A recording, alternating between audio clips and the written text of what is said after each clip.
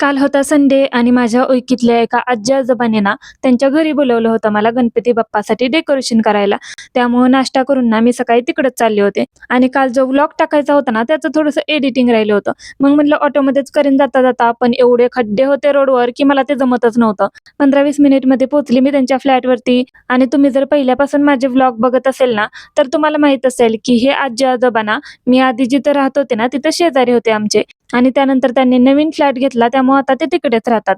गेल्यानंतर आम्ही आमचं काम चालू केलं आणि नंतर लगेच आजीनी गरम-गरम मसाले डोसे बनवले होते. मी खात होते आणि आजी गरम-गरम आणून देत होत्या. म्हणजे दुपारचं जेवण तर हेच झालं माझं. परत अजून थोडंसं डेकोरेशन केलं पण व्हिडिओ घ्यायचं विसरले मी. 5:00-5:30ला डेकोरेशन कंप्लीट झालं, की आजीने मस्तपैकी चहा आणि बिस्किट आणलं होतं. त्यांच्या घरामध्ये ना इव्हनिंगला खूप छान सनलाईट येते बघा तुम्ही. त्यानंतर त्यांच्या घरी शेजारचा एक मुलगा आला होता. त्यासोबत थोडा वेळ गेम पण खेळली मी. यातच 6 वाजले, की मग आजी-आजोबांना बाय-बाय करून मी रूमवरती निघाले. निघताना दोघांनी पण सांगितलं, की गणपती बसवायला ये आणि जमलं तर आदल्या दिवशीच ये. गावाकडे आमच्या घरी ना बाप्पा नसतात. त्यामुळं मला पण छान वाटतं खरं तर हे सगळं करायला आणि जवळून बघायला सुद्धा.